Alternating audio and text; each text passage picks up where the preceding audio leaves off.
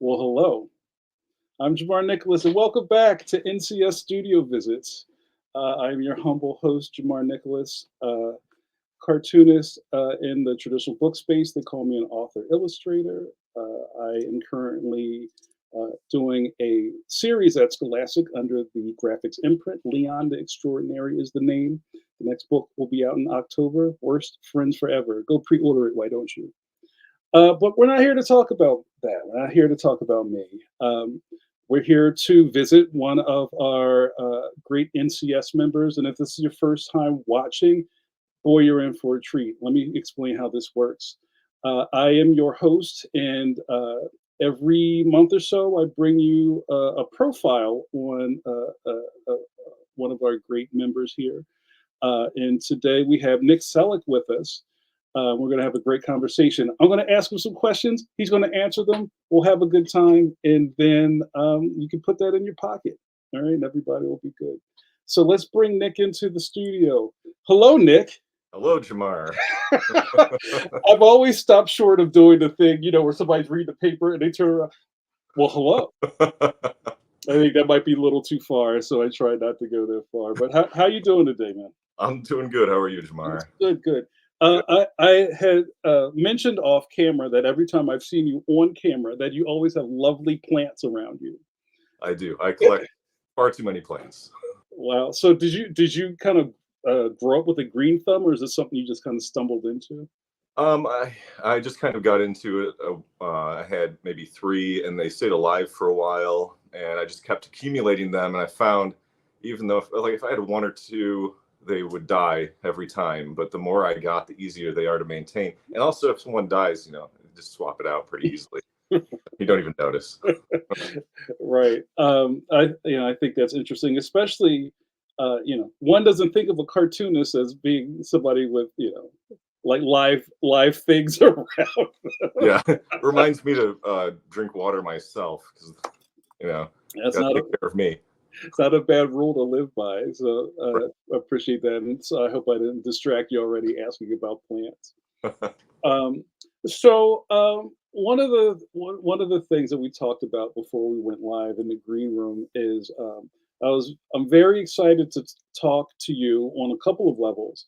One, because of your very successful web comics and your printed matter and all those things in between. You also have like soft goods. Is that what they call that? Like plushes and things like that. Yeah, got So, plushes and uh, card games, a lot of different stuff. so you may be what uh, I don't know who they are, though they call a cottage industry, right?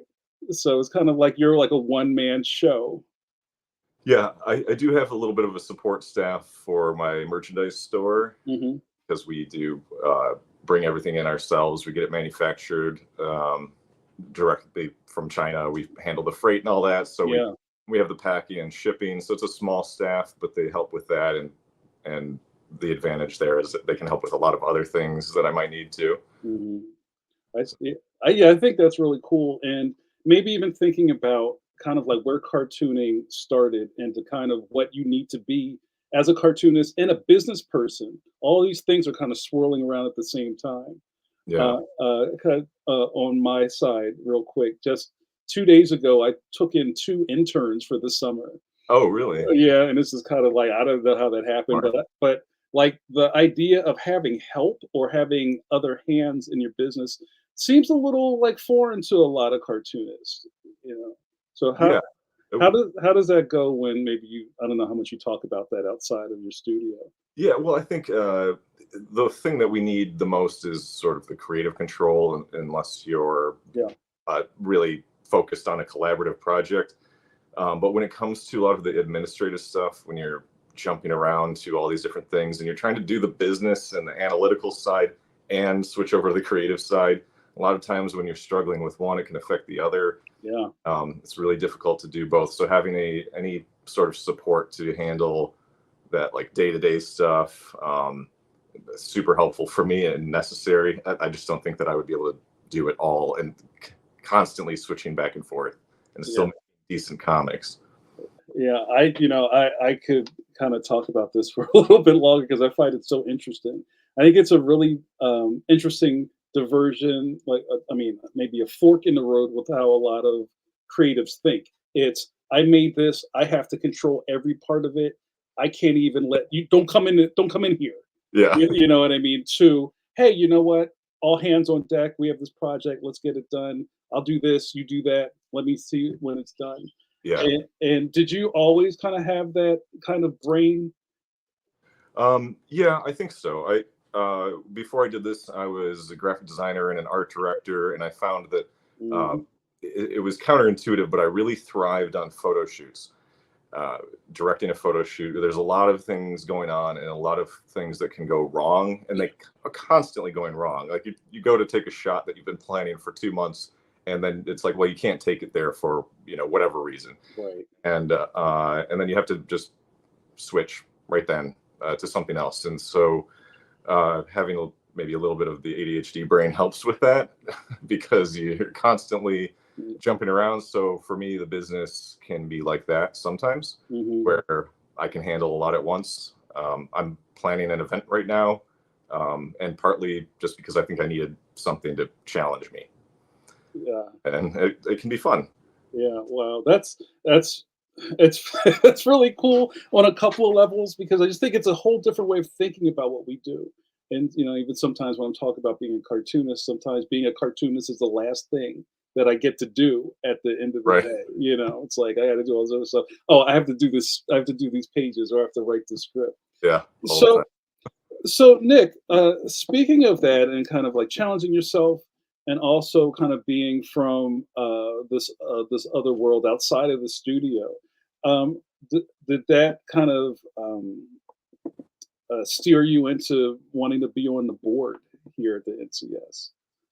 Um, well, I think I saw a lot of uh, room for growth in the NCS, and Hmm. it's full of people that I've always looked up to. A lot of people that I read in the newspaper growing up, which I read the comics every single day, and so I had this great respect for the medium, and I did even model some of my work after the styles there, where a lot of online comics were sort of multi-panel gags. I wanted some level of serialization, which is really difficult to do online. Hmm. But I mainly focused on the characters and building a relationship between the characters and the audience. I think was a really fun challenge that you can't do in every style of comic. Right. But anyway, I think being a part of the board was important to help bring more of the web people into it. I think there's so much talent out there, Hmm. and maybe they don't have as deep of a connection as I do to Hmm. uh, the classics, but I think it's all part of the same story. It's all the writing and drawing that makes a cartoonist and unique from so many other things. Like we do both things, and we do a lot of things well.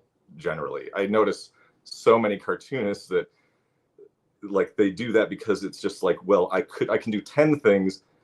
I'm gonna start with two, writing and drawing. Right. Right. Right. So many people I see that are making games and video games, and it's like I don't. It's just awesome, like the amount of talent that is in this group of people. I know it's really inspiring, and it's really cool for me to serve along with you, Nick. So I appreciate you.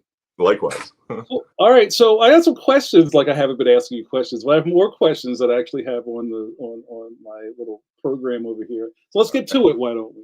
Okay. So Nick, this is the $1 million question that this whole thing started from.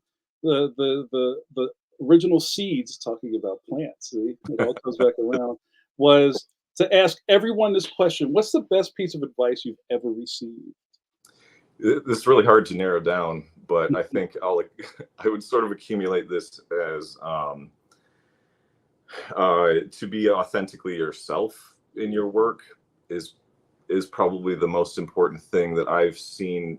It's one of the most common things that goes from art to and writing to entrepreneurship. Hmm. Sort of been around both groups, and that's something that's common. Like even with entrepreneurs, they say you should really care about what you're selling, or it's not going to work out when it gets really tedious and Right. difficult after the first year or so if you are just doing it for the money.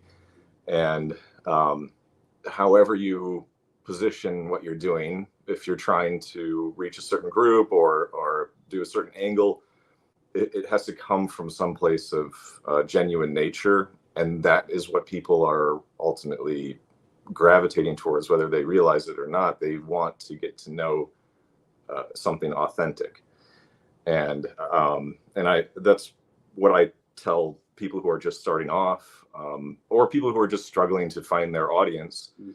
You can do, like, my comic started with a Yeti, and then it ended up being a Heart and Brain, and the trick was, like, that was reaching the audience better. The Heart and Brain was reaching the audience, so I had to make sure that I found a way to write that in an authentic way, and it ended up being the way to do that authentically ended up being very vulnerable, and Mm-hmm. it opened up this connection with the audience that I didn't even really intend on initially. But the important part was that I was putting myself into it and not just doing superficial organ jokes.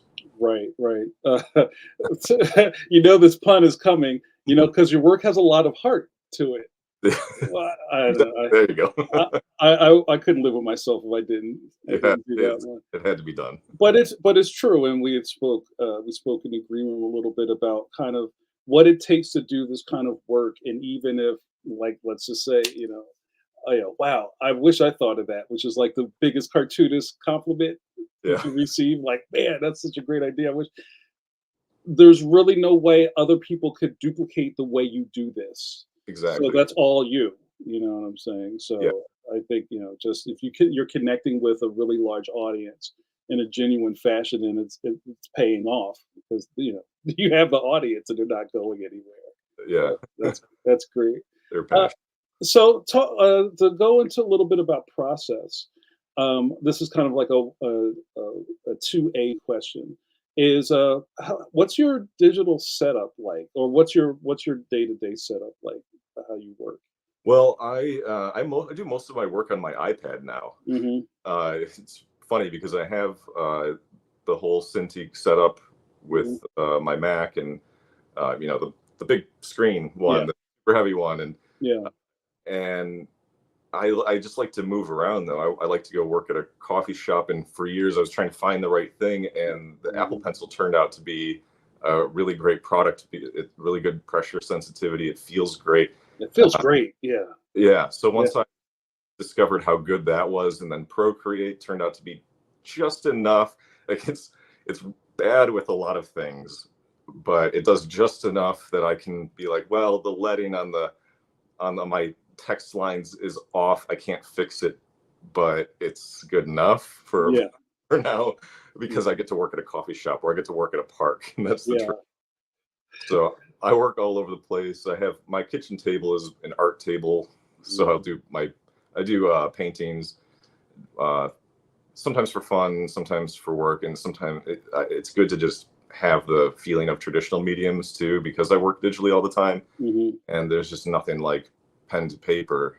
You can't match that feeling of the ink or the paints, or Mhm. even the paper itself, and the texture on the paper. It's just like you've got to connect to that sometimes, I think. Yeah, and to that, which is my 2 question, do you keep a sketchbook? So since you're working so digital, how does that work with you to have, like, I don't know, a physical object that you keep notes Yeah, on?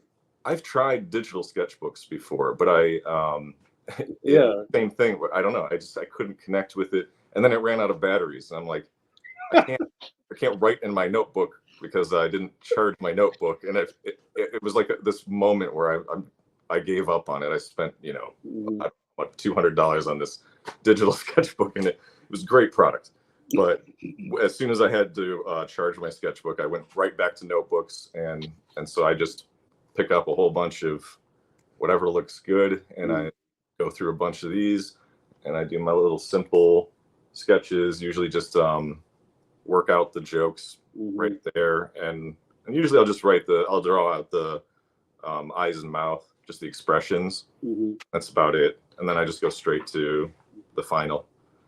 So if you're working kind of like through gags or strips on your sketchbook, do you ever kind of like with your iPad take a picture of the sketchbook and then kind of like clean it up? Do you ever kind of do that kind of transfer all of anything? No, I never take that much time in the notebook. In the Okay, yeah, notebook is purely writing for me. okay, Um, Even though I do have, like, here's another one. I do have some, little sketches in there. It wouldn't be worthwhile. I just use it to like, what was I going to say? And then I, right. just to type it out and Mhm. remember what they look like. And, if I know their expressions from here, I don't have to do any sort of blue lines or sketches at all in Procreate. I just go right to the final because it's in my head already. Do you have any kind of like because we're kind of like creatures of habit. Like, do you have some like a very really special type of sketchbook that you like to use, or you only have like cases of these pencils in your studio? Like, do you or you just grab anything and work? Like, um, I have my preferences. Like the bar is really low for this type of sketchbook, so I just like the basic Sharpies, the mm, S gel. I do mhm, like these pens for this particular purpose. And these notebooks are fine, but usually I'd like a moleskin. Well, yeah, Um, yeah, those are just really nice. They feel good. They have like the texture. It's a good, just tactical. hmm. Feels good to have those. Shinola also sells some really nice ones. Just All right, cool. similar to moleskin. Gotcha. No, I always liked the Moleskins because it was kind of like it was a weird mid-tone. It's not even a mid-tone, but it's like it's not white and it's not necessarily beige. It's like some Yeah, like I don't know, like tea bag color or something like that. All yeah. right, let's push this along. So next, Nick, what's currently on your plate slash drafting table? What are you working on these days? Well, let's see. One thing I'm working on is a TV pitch for my Heart and Brain and Awkward Yeti series. This is something that I think a lot of us have been through. You go to Hollywood and you have your meetings and everybody's really excited, and then they forget about it the second you leave. Yeah. Uh, I've been through pitches and I've partnered with studios and I've had it optioned, and I think I just needed to do something without the outside influence. And so I'm kind of enjoying just working on that in my own way, and not following anybody else on it. Hmm. And like anything else, I'll end up throwing this out somewhere, and then as soon as it's out, I move on to the next thing. And if it comes back, great. If not, whatever. Like this is the job, just constantly throwing stuff out. So I've got a couple. I have a children's graphic novel, and I have a young adult graphic novel I'm working on. I'm finishing up a mental health activity book, which is tied to the Awkward Yeti brand. Uh, what else? I don't know. I'm planning out a webcomic con, which is an event in Metro Detroit in August. That's sort of focused on webcomic people. So that's kind of a fun one. I've got a few people like Sarah Anderson and uh, Brian Gordon that will be there for that. So that should be cool. Wait, hold on. So you just told me that you're planning a comic book convention? A small one, yeah. Is it just you, or is there kind of like a I don't know, like a conglomerate of other creators putting this together? It's mostly me putting it together, but I have a lot of help from Sarah and Brian. We've kind of been working together on. They've been really great about helping with feedback on designs and help Hmm. to invite artists because it's so small. We can only invite a certain amount. We have like 14 tables, so um, we're trying not to overbook it too much. But I just thought it was something that would be fun, and it's something that you don't really see a lot of us together very No. often, and Hmm. it's a good excuse for us to get together too. Wow, that's really cool. 'Cause I remember this was a long time ago. There was something like a webcomic summit or something, and I think it was only 1 or 2 years, and it never Oh, happened again. Oh, well, maybe this will be the rebirth of it. Well, Hopefully. no, I'm not trying to like rain on your parade, but I'm just saying like it's a really good idea, and I'm glad you're doing it. Yeah, thanks. I don't mean to shake you up there, but it's just like, oh yeah, that sounds like a really cool thing, and I hope as it gets a little closer, you tell us more about it because I'd love to get the word out for you. Yeah, that'd be great. That's fantastic. So I kind of dipped into my own topic here earlier, but tell us a little bit more about your studio. So, from what it sounds like, you kind of have you like to stay mobile and frosty, right? So, Yeah. is there? So I'm going to throw a curveball at you. Is there a reason you don't like being in one space? Um, I don't know. I think I get too distracted. And Yeah, so I yeah, find like I'll work from my couch a lot because I'm on the iPad, but mhm, then the TV's there. Maybe there's a video game that I'm in the middle of, and right. it could be any number of things that gets me off track. So a lot of times I make myself go to the coffee shop just to shut that part of my brain off and I Mhm, focus for a few hours. mhm. Um, and and I come to this room, this my plant sanctuary, It's very my zen in my there. Zen room. Yeah. That's also cool. And this is maybe like a 4B question. Um, do you ever take time away? Because you sound like you like to fill every grain of hourglass sand up with something. So Um, can you disconnect a little bit? Yeah, well, I think what I do is I give myself a pretty easy schedule. Mhm. I'm pretty loose with it. I don't make myself work for 8 hours if it's not leading to anything productive. And a lot of Right, times you need that downtime for it to be productive. Sometimes right. 4 hours of downtime with 1 hour of work can be really you come up with your best thing Mm. versus like just trying to force something out for 5 hours. You probably come out with something that's kind of subpar by the end of that. Yeah. It's got to feel kind of natural. So I do keep myself fairly loose on that. I forgot to mention I have a warehouse where we store and ship our merchandise. So Mhm. I do go there occasionally, um, but it doesn't have windows, so it's not like a great place to do creative work. But I go there Right. to sign prints and uh, sign books and stuff like that. Wow, that's really cool. I'm jealous of all of that. That sounds really great. Uh, And also kind of going back to the beginning of this, I think you have to be a certain type of person to even think in these parameters. Like even when you're like, "Oh, I'm putting together a comic book convention," and some people are like, "Wait, what? You did what?" So you have a. It seems like you're very industrious, and that's just the way you're wired. And I think that's really yeah, cool.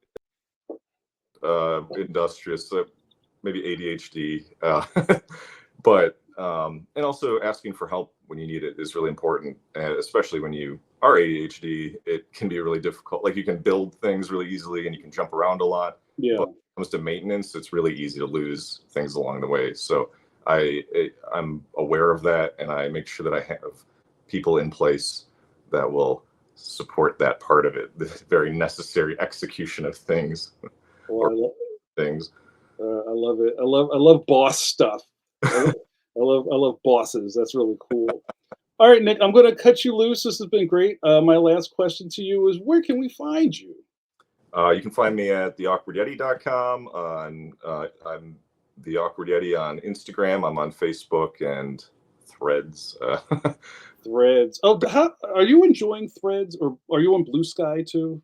uh, I no, I use Threads a little bit, but I have no. That doesn't seem to be much right now. Yeah, yeah, But a lot of my audience from Instagram seem to carry over, so I hope that it becomes something bigger.